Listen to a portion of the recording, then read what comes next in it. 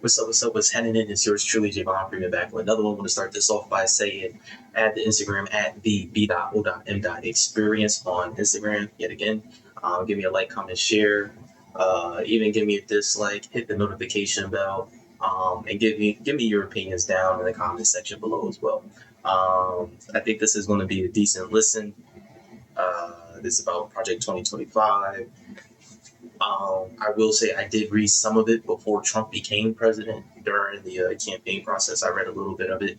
I didn't have too much of an issue with it. I know a lot of people had an issue with it, but I also understand a lot of people fail to understand communication or are even proficient within the umbrella of communication as it is. So actually critically thinking about what they're reading, analyzing, hearing, even if it's verbal, a lot of people miss a lot of things. So I think this will be a good listen.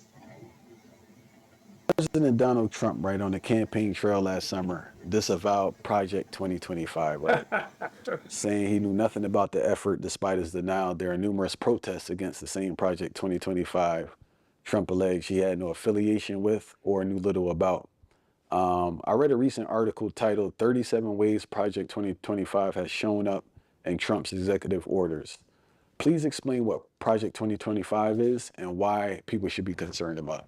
Well, Project 2025 was written by a Republican think tank. It wasn't written by Trump. These are goals, ideas that his. I just want to say Bishop Nathaniel is absolutely right. This was something I put on my Instagram, but neither here nor there. A lot of people miss it's not Donald Trump doing this stuff. Donald Trump is one man. He doesn't have the capability to do 1,000 things in one day. He has 24 hours just like the rest of us. And it was the people around him, the people within his cabinet, or the people that work for those that were in his cabinet or in his political party at the time creating these things. Or not his, or the think tank thinks should be implemented. The president has the option of choosing to do A, B, or C, or none of the above. That's the president's option. Yep. However, the people, I'm gonna give you an example. Remember he said he wants to take over Canada, right? He said, I'm gonna take over Canada. Canada's no damn good. We protect them, we do this for them. And watch this. One of the main CEO of the electric grid, who built the electric grid, which goes from Canada to America, said, if you do that, I'll cut off all the power on the Northeast. He said, try me. Letting you know, Trump is not really the one calling the shots. It's the people behind the scenes that you don't see. The ones that run the energy grid and all that. If Trump does anything they disagree with, all they got to do is boop, press a button, and America's finished. So Trump must abide in what they say. So now, 2025. When you read Isaiah 10, and I like 2025. One thing people got to remember, a president is great and all. A president is, you got to look at a nation as a nice spear, right? With a tip, triangle tip, and it has a shaft body for handling. The point of the spear is great. Why? Because it's the first to make impact. It leads the direction of where you're going. The issue is that this tip of the spear only goes in the direction in which the body dictates. So because there's no joint for the head of the spear to pivot, it's stuck in one direction. So if the body of the spear decides to go like this, the tip of the spear has no choice but to go up. If it chooses to go outward, because the body is laying horizontally, the tip of the spear has no choice but to go horizontally. I like Project 2025. Ask me why I like it. Why do you like Project 2025? I love it because it's going to get black people in order. It's going to force us to organize. It's going to force us to love one another. I agree. Because democracy for too long was too nice to black folks, especially black women. I agree. This is going to teach you. He's not only getting these deep. A lot of black women going to find out you a CEO, you're going to find out you was hired because you a DEI. Diversity, equity, inclusive, you one of them highest.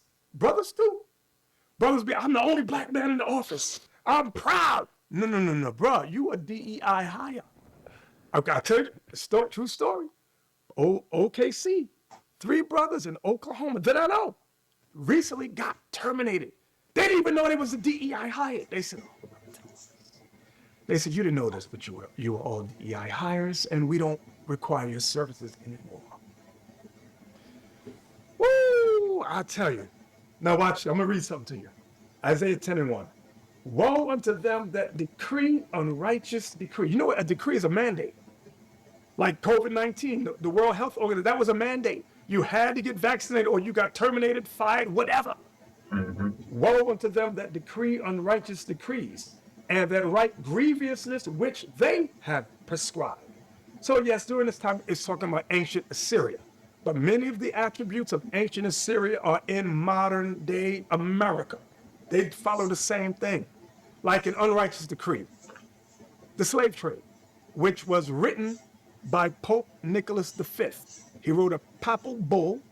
Yep, yep, He wrote a papal bull which allowed Spain and Portugal to initiate the transatlantic slave trade. yep. After him came, he wrote, it was Dum Diversus. After him was Pope Alexander VI of Rome. He initiated slavery here in the Americas, throughout North, Central, South America, and the islands of the Americas. And this is actually very accurate. Remember, during this time, the first slaves were their own people. They came over before the transatlantic slave trade, the triangle slave trade between Africa, the Americas, or Africa, North to South America. They were bringing over their own people. Why? Because remember what I showed you in the last live video that I did. Certainly go back into that. I know there were some audio overlaps, but majority of it is still good. The slave trade, or what corporate America, let's just say for lack of better terminology, or upper class America holds on to as their history. Columbus came over here in the 1400s. Well, mind you, Eastern Europe was just coming out of what was their version of their dark ages, right? And what did we talk about? Their dark ages was famine, lack of water, poor cleanliness, trash on the streets, bodily waste on the streets and in the homes, lack of water, so they're not properly able to bathe or excrement the toxins in their own body. And also, what else is going on at that time? In Western Europe, there is constant war over the lands of Western Europe.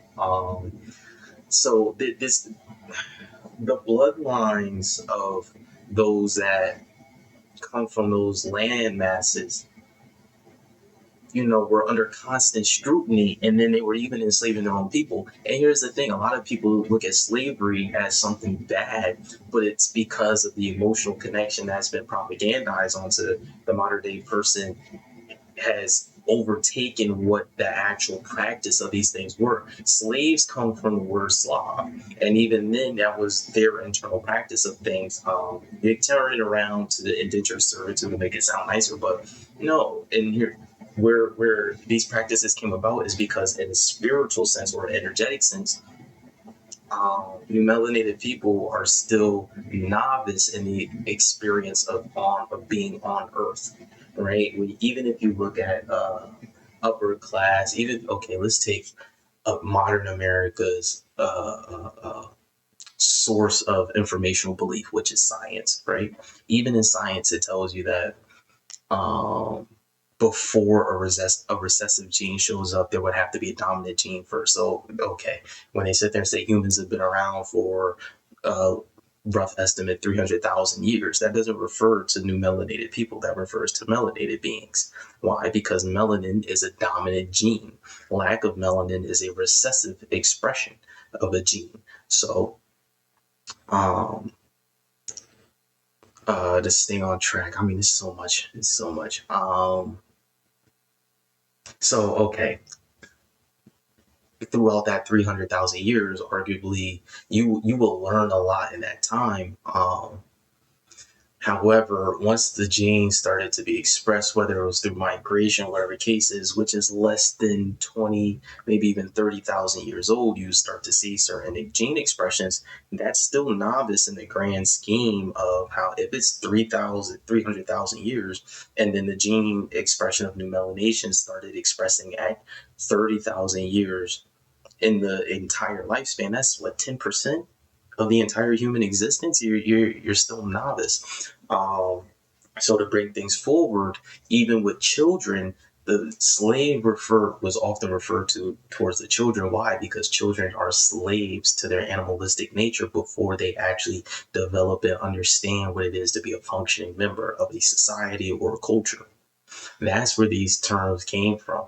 But then also, if you were an adult and you weren't able to actually function, and that you started working for others, or you committed crimes against the culture or the society, and you had to pay it forward, but you didn't get equal retribution, then you would also be considered a slave too. Why? Because you were a slave of your own behaviors and not of acting of a higher nature. Um, what else? What else? What else? What else? What else?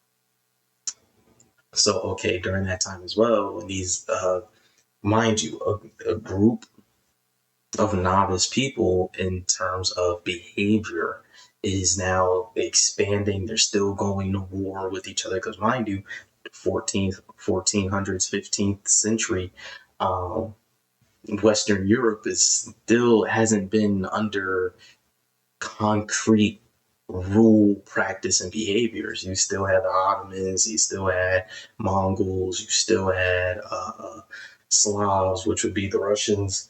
And then you also had Europeans fighting for those landmass and territories. And this conversation makes people uncomfortable, but that's the truth. Like we're coming to a point in time where you can no longer find progression if you're not being truthful and honest.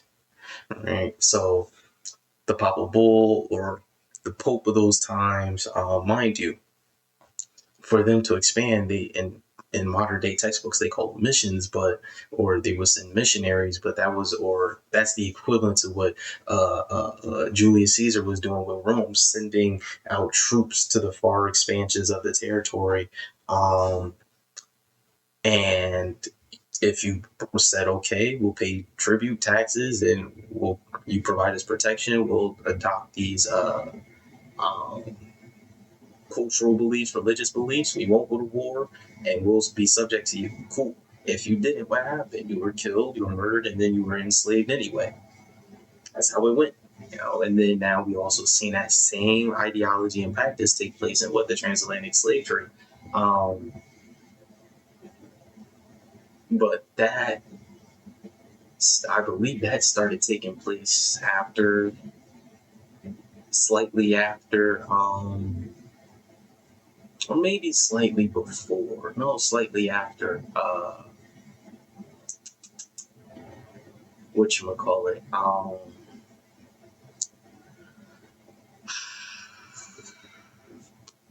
Slightly after the slave codes of Virginia.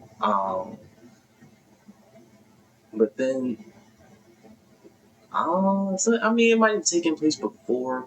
The timeline is real iffy. Like, again, there's a lot of propaganda. The victor rewrites history, things of that nature.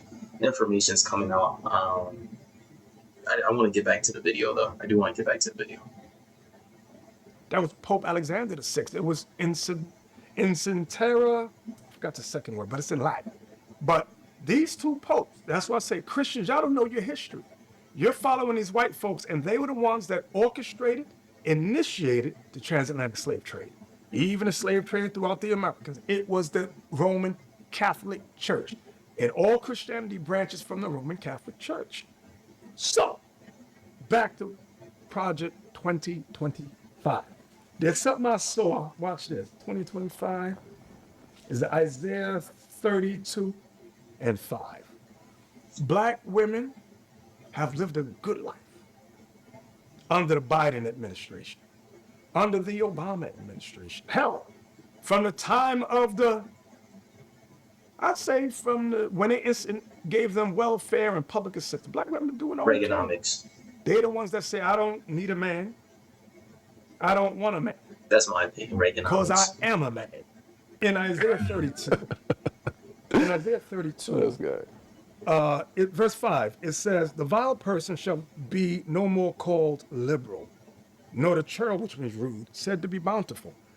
Our people have loved the liberals.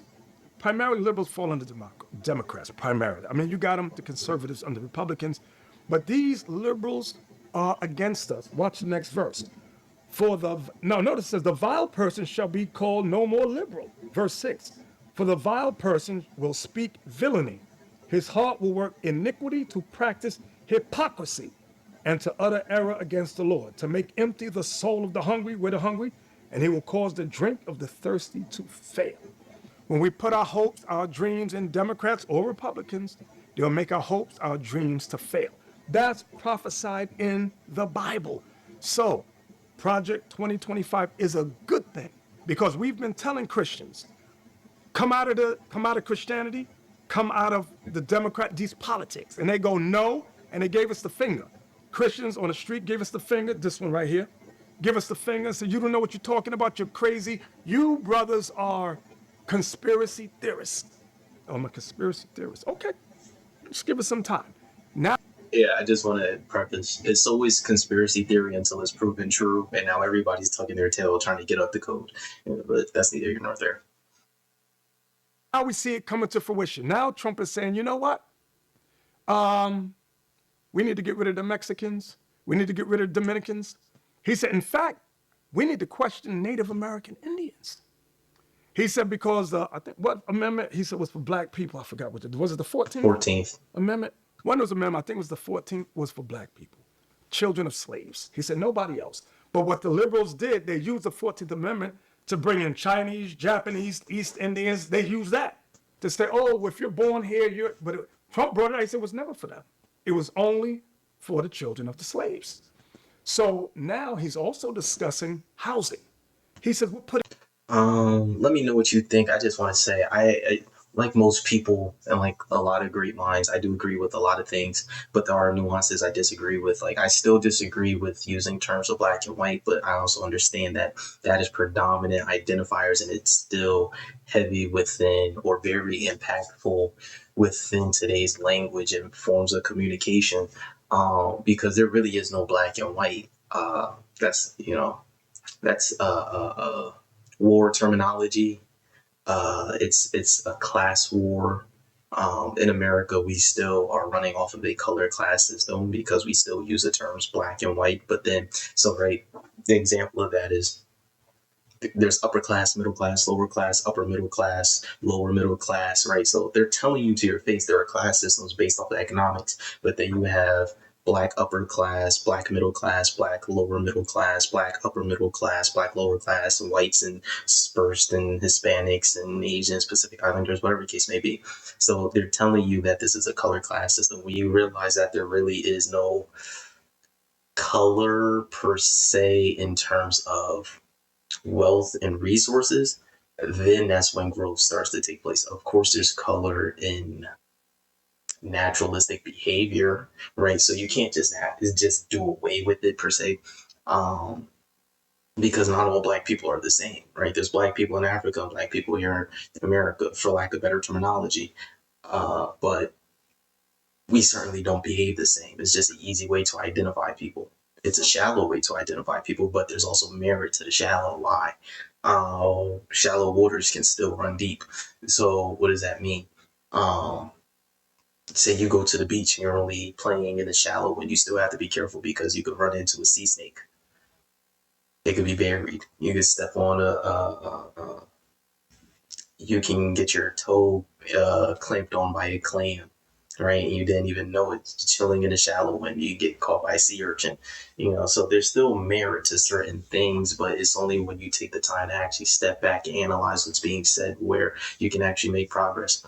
Let me know what you think down in the comments below. I think this was an interesting little clip to listen to and whatnot.